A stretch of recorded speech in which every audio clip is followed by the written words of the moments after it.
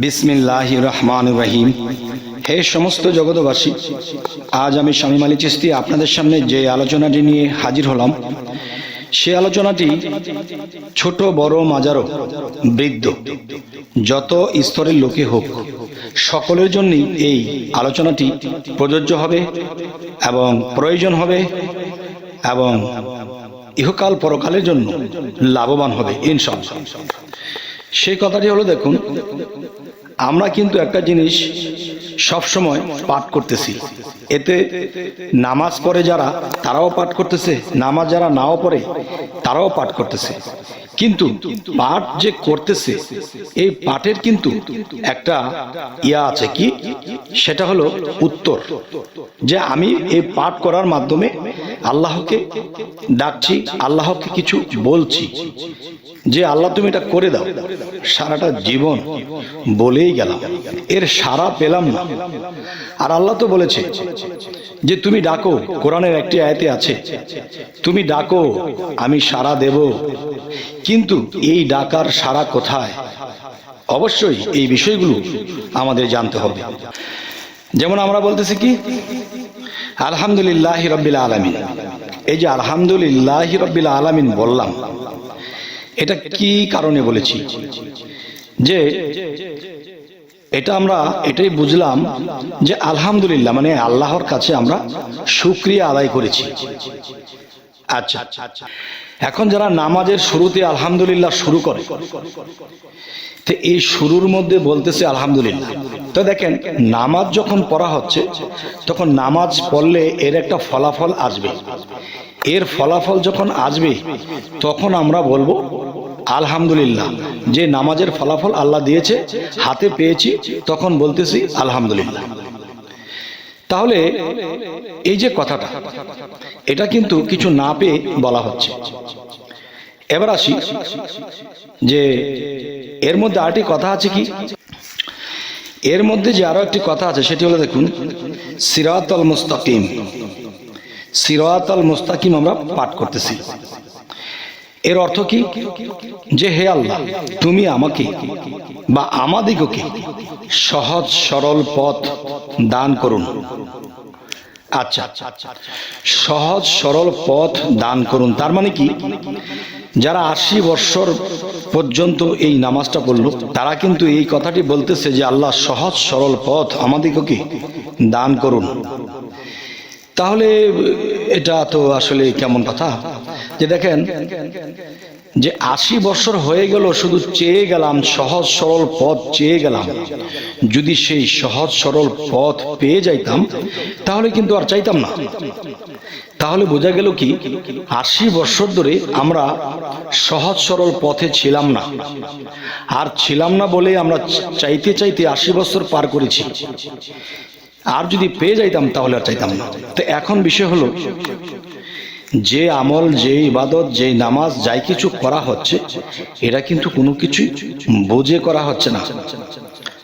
আচ্ছা, তাহলে আজকের কথাটি আমি যে কথাগুলো আপনাদেরকে বোঝাতে চাচ্ছি, যে আলহামদুলিল্লাহ দিয়ে যখন আমরা শুরু করি, কি পেয়েছি, কোন ফল পেয়েছি, এরপর আলহামদুলিল্লাহ বলেছি, সেটা কিন্তু নিজেরাও জানি না। আরো একটি বিষয় হলো, হে আল্লাহ, সিরাতুল মুস্তাকিমের পথ দান করুন। 80 বছর 100 বছর যাবৎ নামাজ পড়ার পরেও বলতেছে যে সহজ সরল পথ দান করো, তার মানে মৃত্যুর আগ পর্যন্ত আর সহজ সরল পথ পাইনি, অসরলের দেশেই রয়ে গেছি। তাহলে মৃত্যুর পরে আমার আপনার কি উপায় হবে? গেল এই বিষয়টি। আরো একটি বিষয় আমি বলবো, মোনাজাত বিষয়, যে কি ইবাদত করেছি, আল্লাহ পর্যন্ত কি আমার ইবাদত পৌঁছেছে কিনা, আল্লাহর সাথে আমার সম্পর্ক হয়েছে কিনা, সেটাও কিন্তু জানি না। কিন্তু আমরা ঠিকই আল্লাহর ইবাদত যেরকম মনে চাইছে, যেরকম দেখেছি বুঝেছি, ওরকমই করতেছি। আসলে এই করার মধ্যে আমাদের কি ফলাফল, কি ত্রুটি, কি ভুল, কি ভালো, কি মন্দ, কিছুই কিন্তু জানলাম না। এখন উল্টা ভাও, যাই বুঝেছি তাই করেছি, তখন দেখা যায় মোনাজাত করে বলতেছে যে আল্লাহ, তুমি আমাকে মৃত্যুর পরে বেহেশত দান করিও, দোজক থেকে রক্ষা করিও। তাহলে এই এক বেবুজা একটা ইবাদত, যে কোনো দিনও তারা বলল না যে হে আল্লাহ কিসে তুমি সন্তুষ্ট হবা, তোমাকে পাইলে আমার আর কিছুর দরকার নেই। কিন্তু তারা বেহেশত যাবে এবং দোজখ থেকে বাঁচবে, এই ইবাদতের মূল উদ্দেশ্যই এটা। কিন্তু আমায় নহে ভালোবাসো, ভালোবাসো মোর গান। আমি আল্লাহকে ভালোবাসো না, আমি আল্লাহকে চাও না। তোমরা বেহেশত দোজখ, দোজখ থেকে বাঁচতে চাও, বেহেশত প্রবেশ করতে চাও, দেখো তোমাদের কপালে কি আছে। আচ্ছা যাই হোক, এবার মোনাজাতের আরেকটা কথা বলবো, যে মোনাজাত বিষয়টা যদি কেউ বোঝে তাহলে সহজে কেউ মোনাজাত করবে না।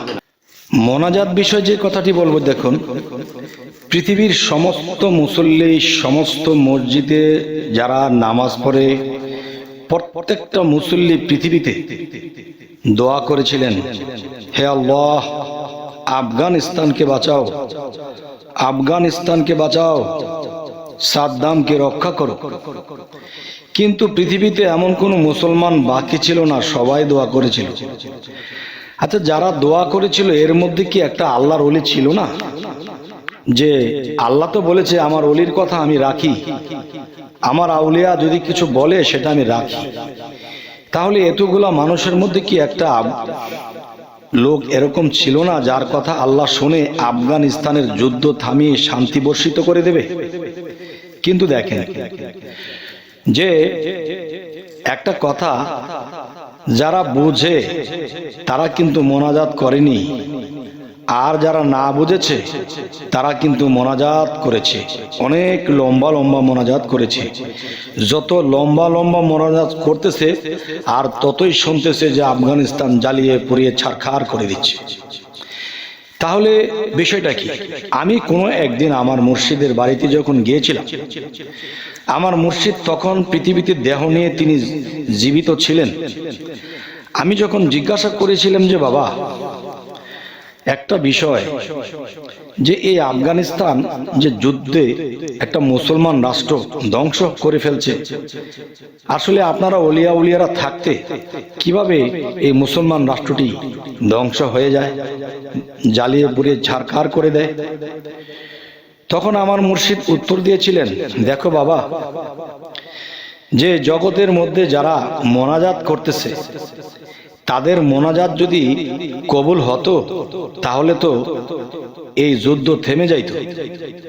তাহলে এদের মোনাজাত কবুল হচ্ছে না কেন? আর যারা মোনাজাত করতেছে এরা মুসল্লিগণ, আর যারা আল্লাহর ওলিয়া উলিয়া তারা কিন্তু মোনাজাত করতেছে না, তারা শুধু চেয়ে চেয়ে দেখছে, কিছু করার নেই। কিছু করার নেই কেন? এই ভেদ কি, রহস্য কি? অবশ্যই আপনারা খেয়াল করে শুনবেন। যেমন কিছু কিছু জিনিস বোঝাতে যাইয়া একটু ছোটখাটো যুক্তি দাঁড় করাতে হয়। যেমন দেখেন, আপনার একজন প্রিয় বন্ধু আছে, আপনি একজন জমিদার মানুষ, আপনার সেই প্রিয় বন্ধুকে ছেড়ে এক ওক্ত ভাত খান না, একটা বিস্কিট খান না, একটা চাও খান না আপনার বন্ধুকে ছাড়া। আপনার বন্ধুকে নিয়ে সবসময় একসাথে চলেন, একসাথে খাবার দাবার করেন, এত মহব্বতের বন্ধু। কিন্তু এই মহব্বতের বন্ধুকে আপনি বলছেন, আর যে মহব্বতের বন্ধুটি সে কিন্তু অতটা ধনী লোক নয়, মোটামুটি মানে জমিদার যে তার বন্ধু ওই অনুসারে সে একটু গরিব। তো এখন যে বিষয়টি, সেই বন্ধুকে বলতেছে, জমিদার বন্ধু বলতেছে, চলো বন্ধু আমার পুরান বাড়িটা দেখে আসি। তখন পুরান বাড়িটা দেখতে যাইয়া সেখানে দেখতেছে কি, যে ঘরের পিরার নিচ দিয়া গর্ত করে ইঁদুর বেজি বাসা বাঁধেছে, অন্য দিক দিয়ে গর্ত করে সেই গর্তে সাপ ঢুকতেছে, এবং ঘরের ভিতরে যে পুরানা ঘর এর মধ্যে বানর ক্যাচের ম্যাচের করতেছে। তখন জমিদার বন্ধুজি বলল, দোস্ত, যে আমার এই বাড়িটা সম্পূর্ণ ভেঙে ফেল, ভেঙে নতুন করে আবার ঘর বাড়ি করব। তখন সেই গরিব বন্ধুটি বলতেছে, বন্ধু থাক, বাড়িটা ভাঙবা কেন, যেভাবে আছে সেভাবে থাকুক। তখন বলতেছে, না বন্ধু, বাড়িটা ভেঙে এটাকে সুন্দর করে আবার তুলবো, মানুষ থাকার একটা সুন্দর একটা স্থান হবে। তখন দ্বিতীয়বার বন্ধু বলতেছে, থাক বন্ধু, বাড়িটা যেভাবে আছে এভাবেই থাক। তখন বলতেছে, বন্ধু আমার টাকা দিয়ে আমি করব, আমার বাড়ি আমার জায়গা আমি করব, তোমার তো সমস্যা নেই। এই তৃতীয়বার যদি বন্ধু বলে যে আমি বন্ধু এই বাড়িটা ভেঙো না, তখন সেই বন্ধুর সাথে কি বন্ধুর কোনো সম্পর্ক থাকবে? থাকবে না। আচ্ছা, তাহলে জগতের সমস্ত মানুষ যখন দোয়া করতেছে তারা কিন্তু এই ভেদ রহস্য জানে না। আর এই পৃথিবীর সমস্ত জায়গা জমি যা কিছু আছে সমস্ত কিছু কিন্তু আল্লাহর। আল্লাহ কোনো রাষ্ট্রকে পল্টি দিয়ে ভেঙ্গে চুরে একে জ্বালিয়ে মিসমার করে আবার নতুন করে তুলবে, এটা আল্লাহর ইচ্ছা হয়েছে।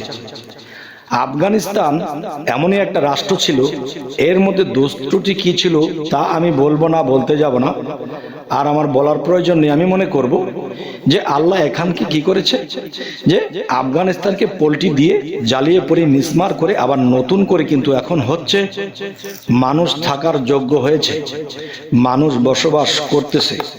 তাহলে একবার বলেছিল বন্ধু যে বাড়িটা ভেঙো না, দুইবার বলেছিল বন্ধু কি উত্তর করেছে, আমার টাকা দিয়ে আমি করব, আমার জায়গায় আমি করব, তোমার সমস্যা কি? এর তৃতীয়বার বললে কিন্তু বন্ধুত্ব থাকবে না। আপনারা কি বলেন? অবশ্যই কমেন্টে জানাবেন। এবং ওলিয়া আউলিয়ারা কিন্তু আল্লাহর বেদ রহস্য জানে, বোঝে। আল্লাহ যখন যা কিছু করে তা ভালোর জন্য করে। এখন যারা মোনাজাত করেছিল তাদের সাথে আল্লাহর সম্পর্ক নেই, আর তাদের দিব্য জ্ঞান নেই, আল্লাহত্মক জ্ঞান নেই, যার ফলে তারা পোলাপানের মতো বলেই চলেছে, কিন্তু তার সেখান দিয়ে ভাঙচুর ঠিকই চলছে, তাদের দোয়াতে কিন্তু থামেনি। আর যারা দোয়া করবে তারা চুপ মেরে বসে আছে, কিছুই বলার নেই। তবে হে সমস্ত জগৎবাসী, এই জগতের মানুষ দোয়া করতেছে আন্ধাকুন্দা, যে দোয়া করেছি, দোয়া লাগলে লাগুক, না লাগলে না লাগুক, আমারটা আমরা করি। দেখ মিলাদ মাহফিলের মধ্যে দোয়া করতেছে, আল্লাহ পৃথিবীর সমস্ত মানুষকে তুমি জান্নাতবাসী করে দিও। সরকারি কথা, যে সব যদি জান্নাতবাসী করে দেয় তাহলে দোজখ 7টা কেন, একটা বানাইতো, না বানাইতো? তাহলে দোজখ যেহেতু আছে, দোজখের লাকড়িও আছে। মানে দোজখের লাকড়িকে যদি এখন সেই জান্নাতের মধ্যে নিয়ে যেতে চান, তাহলে আল্লাহর উপর দিয়ে আমাদের বোঝা হয়ে যায় না? আল্লাহকে স্টেটমেন্ট দেওয়া হচ্ছে না যে আল্লাহ তুমি এটা করো সেটা করো, তুমি জান্নাতবাসী বানিয়ে দাও? কেন আমার কথায় আল্লাহ তাকে জান্নাত দেবে? আল্লাহ তো বলেইছে, ফাবি আলাই রাব্বিকুম আতিকাজ্জিবান, তোমরা তোমাদের কোন কোন কর্মফলকে অস্বীকার করো, তোমাদের কর্ম অনুসারে তোমাদের বিচার হবে। যদি তোমরা সুপথে থাকো তাহলে সুবিচার করা হবে, যদি কুপথে থাকো তাহলে তোমাদের উপরে সেই কুবিচারই হয়ে যাবে, কারণ তোমাদের কর্ম সেটাই ছিল। তবে হে সমস্ত জগৎবাসী, আর এর চেয়ে বুঝে বলার তো কিছু নেই। অবশ্যই পৃথিবীর মানুষ অনেক জ্ঞানী, আমি যা কিছু জানি এর চেয়ে বেশি জানলেওয়ালা পৃথিবীতে অনেক আছে। তারপরও ইশারা দিয়ে যায় যদি কারো ভিতরে জাগ্রত হয়। তবে হে সমস্ত জগৎবাসী, আমাদের চ্যানেলটিকে সাবস্ক্রাইব করে নেবেন, পরবর্তীতে যেন ভালো আলোচনা এনে দিতে পারি। সকলেই ভালো থাকবেন। আল্লাহ হাফিজ।